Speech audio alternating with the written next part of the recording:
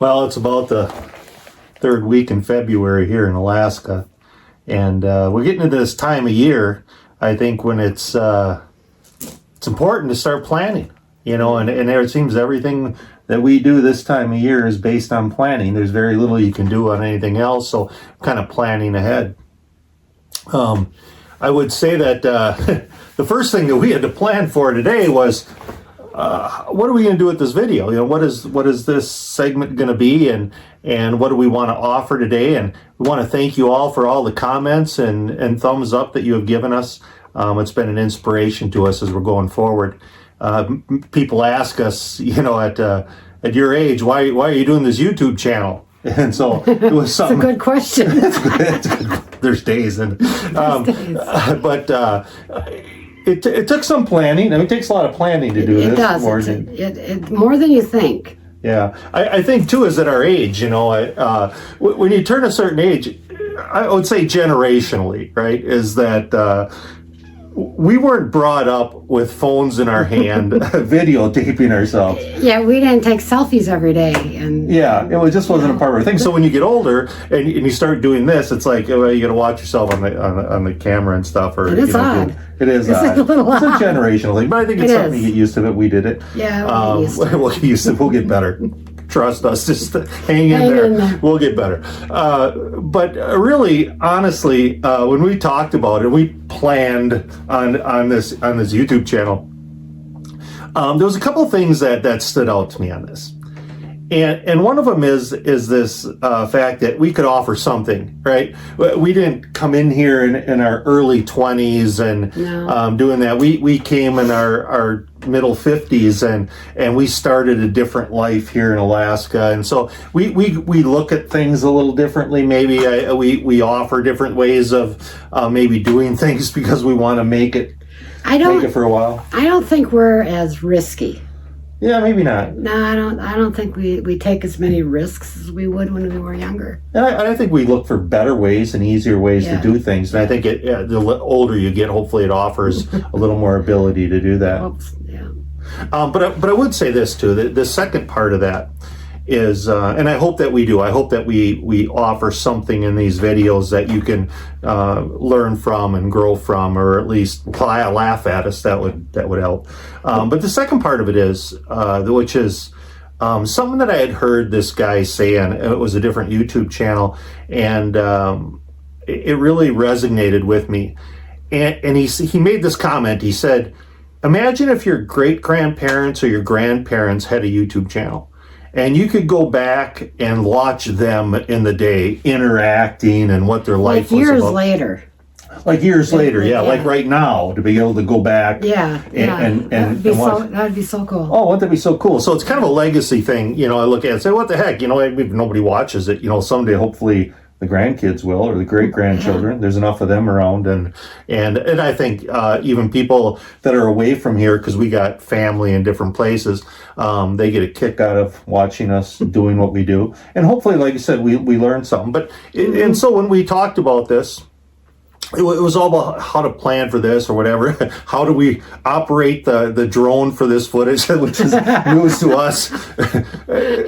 Some of it don't go so well. A little crazy today. But we could do some great blooper videos. We could. Yeah. So, but getting back to the planning part, I mean, really this time of year, it's even if you're not living in Alaska in a homestead or doing something, I would say if you lived in a 4-season climate, that the springtime it offers this opportunity to say, what are we going to do this year? What kind of things are we wanting to accomplish? And that time frame is small, whether it's road limits or frozen ground or gardens, or we hatch chickens.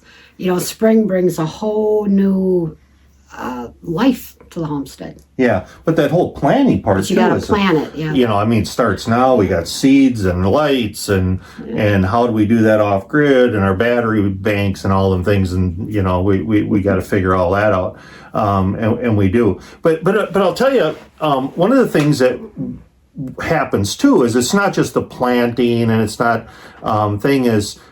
you got to plan for your building. I mean, almost every YouTube channel that we see, they got some building plan, and especially it seems like you're always building for something. You know, you always need something.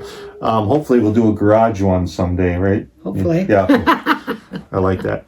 But this greenhouse that we're sitting in now, it was a plan, and it didn't really start out as like, hey, let's build a greenhouse onto the house. We kind of planned. We said, well, what are our needs, you know, at this point, and we'll show pictures. We have pictures of what this cabin looked like when we first built it.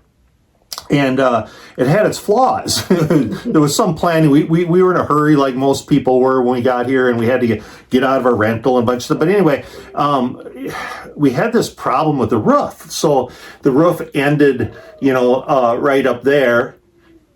And then, so the steps are right here that we're sitting on. So you can imagine when the snow would shed off of this metal roof. I mean, you'd go and shovel for 4 hours and then... It was right in front of the door. Oh, it was horrible. It was horrible. You know, and when we built the cabin, we faced the front of the cabin toward the woods area because it had a better view. Yeah. But we don't use that as our entry, and we didn't really think about that. Yeah. We use the side of the cabin as the entry. Yeah, because it's closer to the driveway. Because it's closer to the driveway. Well, that just came with a whole new set of problems. Oh, yeah. Surprise, the first winter. Yeah. Oh, my God. You know, you'd go out there and you'd shovel it, and this winter we don't have a lot of snow. No. But all the other winters that we've been here, the last 8 that we've been here, you know, we've had, 8-10 feet of snow out here. Oh, yeah.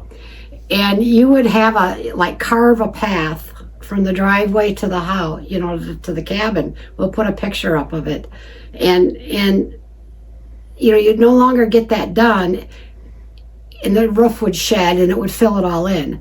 And then it's not the nice fluffy snow that we usually get. It's the icy chunky stuff that come off the roof. It'd dang near kill you. Oh, yeah. We'd duck when we go outside. Yeah, you'd look at before we'd come in, you'd look at the roof and say, well, it looks all right. And then we go in the house. Oh, it's horrible. And so that was our problem. I said, okay, we got to build an Arctic entry of some sort. You know, we got to do that, you know. And then I was like, oh, geez, now what are we going to do with all this wood? You know, I got to build a wood shed. We need one of those. Yeah.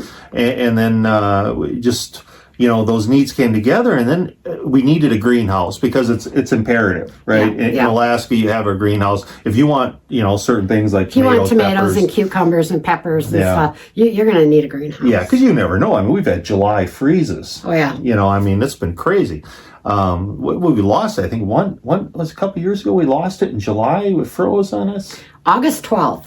August 12th? Was that the youngest? Yeah, that was the earliest. It was August 12th. It froze my garden dead. Oh, my God. I mean, so you don't know. And this year we got pretty good. It was like October, I think, before we hit a first freeze. Third week of September as it came. Yeah, we had a nice year. Oh, we had a nice year. So, but you never know, right? You can't plan on anything here in Alaska as far as, well, it was that way last year, so this year we're going to do that. Because if you do that, sooner or later it's going to get you like this year. Like this year, this winter, we've had an abnormally warm winter. Oh my gosh, since 1953. Yeah, almost on history. On history. I mean, it's beautiful. I mean, if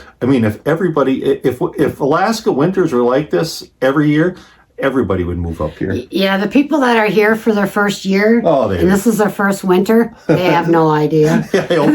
They're spoiled. I hope they don't think this is I hope they don't think it's But we enjoy it. Yes, we do. So anyway, so in a thought process, we kind of like ding, ding, ding. Why don't we just put everything together? Why don't we just put a greenhouse onto the front of the house, because we had the side of the house off of this. That would have, you know, eliminate that need for an Arctic entry. Well, and it cut on the cost too, because we already have the back wall. Yeah. You know, so we just had to put the three. Yeah, that's true. 3 sides on. Yeah, and so there was a lot of value to it, and so as we've had it now for this is our third spring. I think our third year. I mean, it's been. And the other thing that we put in here is we put storage in.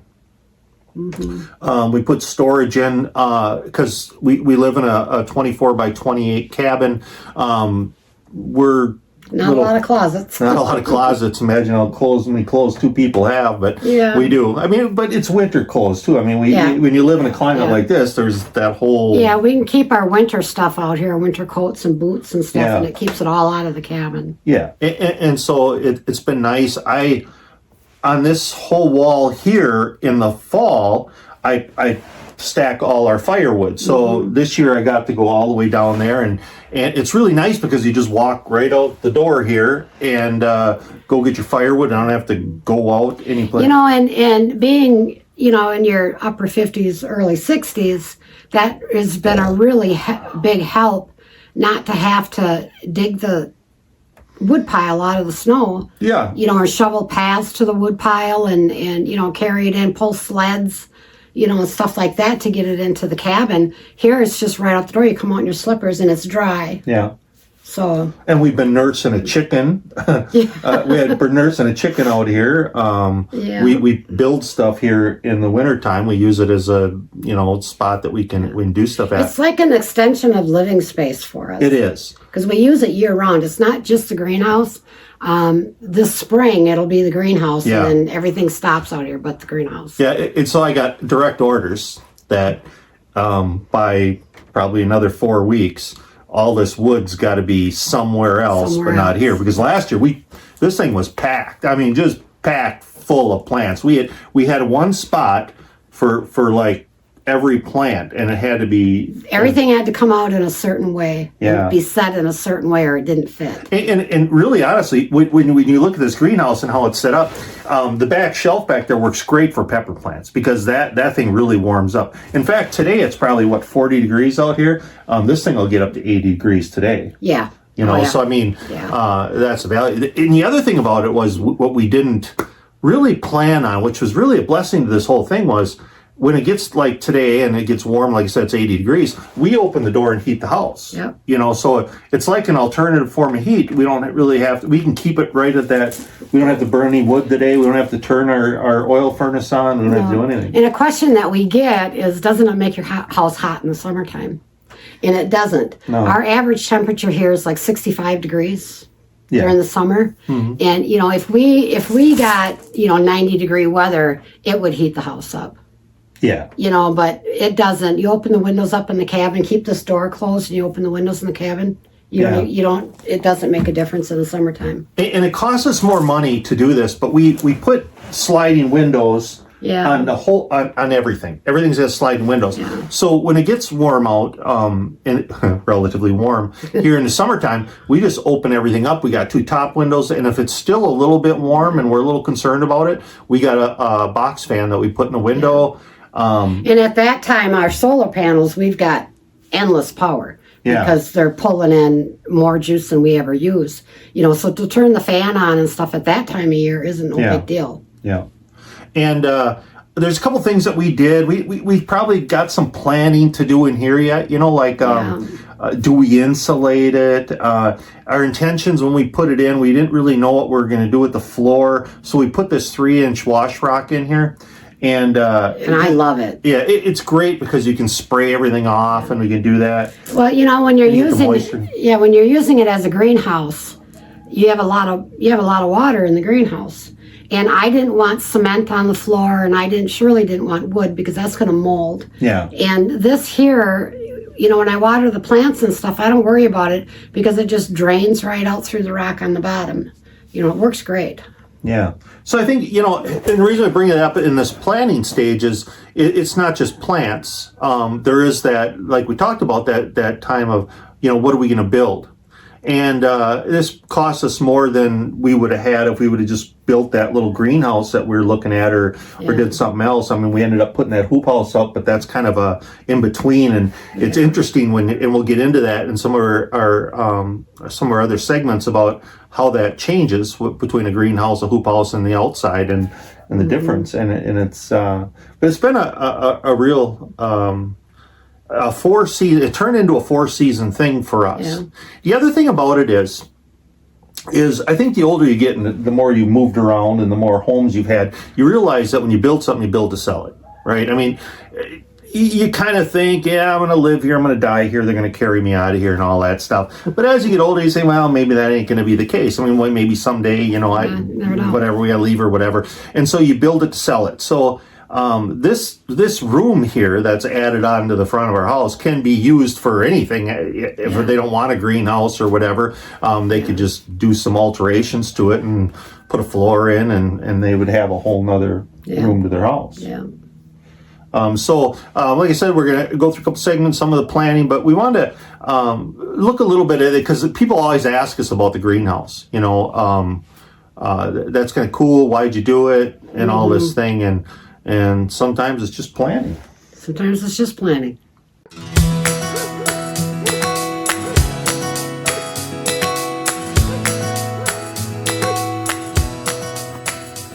Well, as you can see, here's our garden. We're probably a minute or two away from planting this thing. Yeah. But it is now the time to plan on this, right? Yeah. You have to plan what you have to plan your garden out so you know how many plants you need. I talked about that in my previous video. You know, so now's the time to start planning your garden, even though it doesn't look like much of a garden right now. Well, you know, on that point, I really like what you did with that last one. If you didn't have a chance to look at it, because you didn't just talk about the seeds or whatever you plant. How many plants do you plant to get this much food? And so then it gives the idea of people now, when they're starting their seeds, to try to figure out, okay, how many seeds do I need to plant to get this much in my cabinet or whatever? Yeah, that's a common question I get a lot is, you know, Dee, how do you know how much to plant? Yeah. It's and I'm sure a lot of people wonder that. Yeah. You know, but and even worse stuff was last year, and then to rotate it out into another spot. I always I have a notebook for my garden, and I always do a little schematic of my garden. Yeah. And I put in what's going to be planted where. I draw it out, and then I save that every year, because sometimes you don't remember where you had stuff, or you know, you think you had it there and you didn't, and then I can look back at it the following year and know how to rotate my garden. Yeah. And it's just part of planning the garden. Yeah. And now's the time of year to do it. I mean, now's when you do it. Obviously, there ain't nothing going in the ground quick, but it's getting there. But you got to look at it anyway. Yeah, you need to plan that kind of stuff. You know, how you're going to plant your garden. You know, how big is your garden going to be? Because once you get your seeds started and everything, you know, your little seedlings come up, and when it gets into transplanting time and potting up and all of that type of thing, you don't have as much time as you do right now. Yeah. You know, so right now is the time to be in the planning phase of the garden to move forward into spring.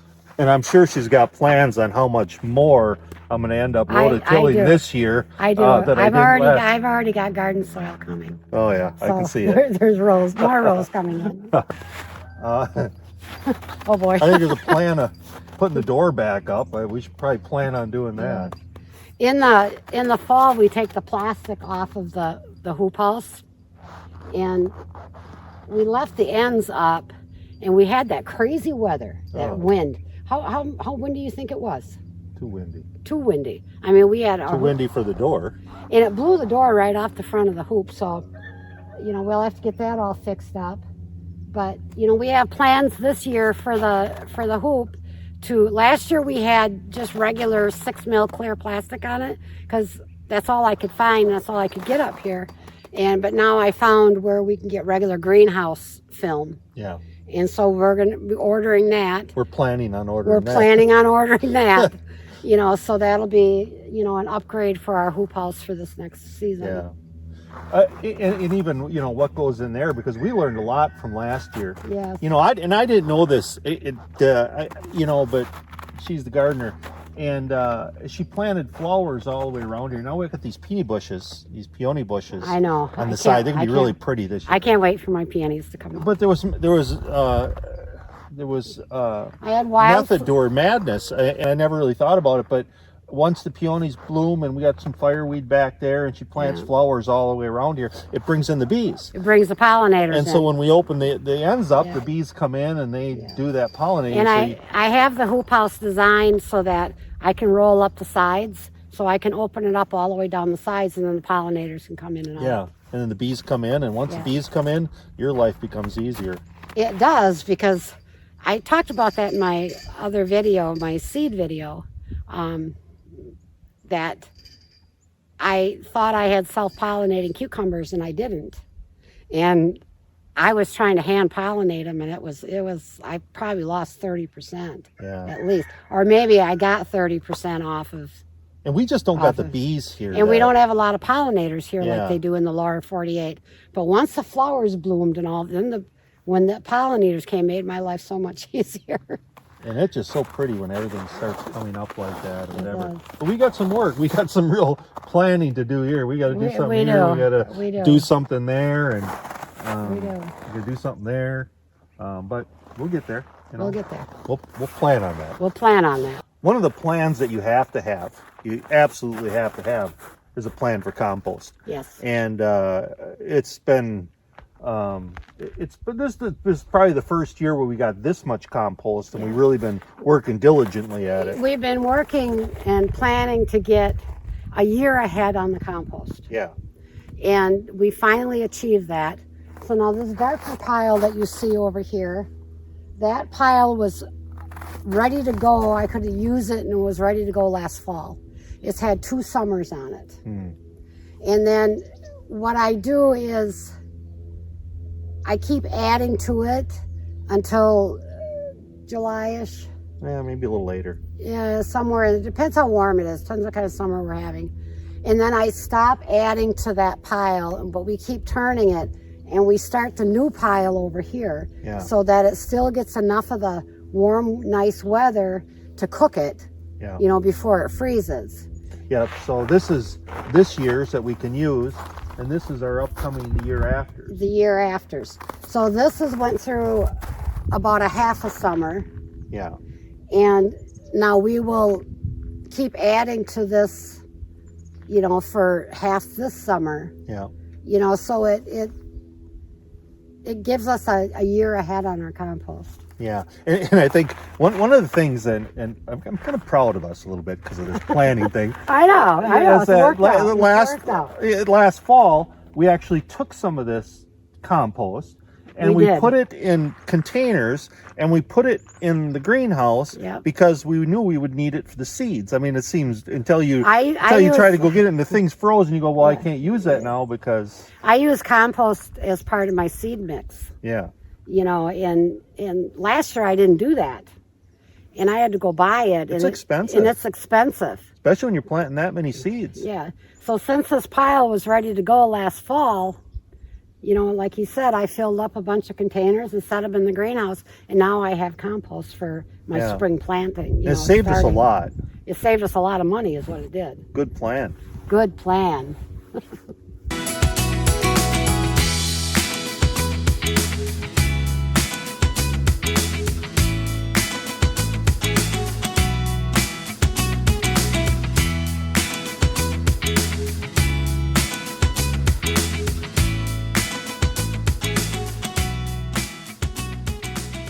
Our plan with this, as you can tell, this is an incubator. I think most of the homestead places, they got critters, right? They got, you plan on, what kind of animals are we going to have, or if we're going to have any. People got goats, and they got, cows and all sorts of turkeys or whatever. It's amazing what they raise here. So we wanted to be different because that's who we are. So we decided that we're going to have dinosaurs. Yes, dinosaurs. No. Yes. So as you follow us through this adventure, this homestead is going to get more interesting probably by the week, by the month. And you can see these are the eggs that we're raising in the incubator. And what they are really is their emu eggs. Emu eggs. And this is new to us to raise emu eggs. But some friends of ours, they got a petting zoo here in Alaska. And they've had emus for the last few years.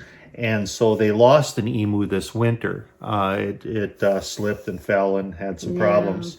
And it was a little older, I think. But so they gave us the task of hatching out these emu eggs. And to be honest with you, we couldn't pass that excitement. I have to do it. I can't not do it. I mean, when it comes time, and you don't know when you're incubating eggs, right? I mean, there's still. These eggs are. An emu is the second largest bird next to an ostrich. Yeah. And their eggs are, from end to end, they're 5 to 6 inches long, and they're about 3.5, 4 inches from one side to the other. I think it's interesting too is that how they come out of the egg. Yeah. They don't have a egg tooth like chickens have. They just stretch their legs and they push against the inside of the shells until they break that shell open. It's the craziest thing. But what I do with them is, you can see there's a tag on this side, and then there's a mark on this side. You rotate them 180 degrees, like every 3 to 4 hours. I set my alarm on my phone and to rotate the eggs. And these things weigh about 1.5 pounds. They say one emu egg is equal to about 12 chicken eggs. They're the craziest things, but I am so excited about them. The good thing about these, it's crazy. These critters is that once they break out of that egg and they're hatched, and we get to experience that whole thing, and I'm sure you'll experience it too. What was the time date you said on there? How long it takes? It takes 49 to 51 days to hatch them. Yeah. So in 49 to 51 days, hopefully we'll have some eggs, and then once they hatch and they come out of there, we can send them back to the petting zoo. That's right. The best pets ever. There's times though, and I think most people have experienced this in their life, is that those plans sometimes just don't go like you planned. And sometimes we don't understand it. And it reminded me of a story that I had heard. And it was about this farmer that had this brush pile in his field.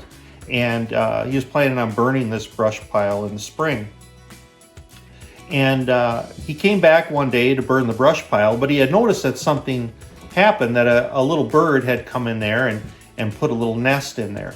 And so, knowing what was the result of burning that brush pile, he destroyed the nest and left and came back the next day. And sure enough, the bird had come back and built the nest again.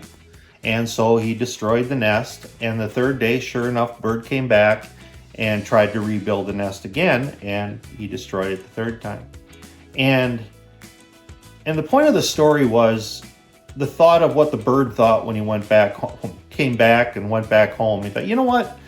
I've planned and worked on this nest 3 times, and every time something happens and it gets destroyed. And it reminded me of a Bible verse. All things work together for those who love God. Romans 8:28. And I think when we plan things and they don't work out, it's not always for the worst, and it's not always bad. That when you trust God and you say, okay, I don't know why this worked out, but I'm just going to trust you with this. Things seem to work out in the end. So I hope that wherever you're at right now and you're planning or whatever you got planned, I hope that God blesses your plans, and we hope to see you on our next video. And like always, like, subscribe, thumbs up.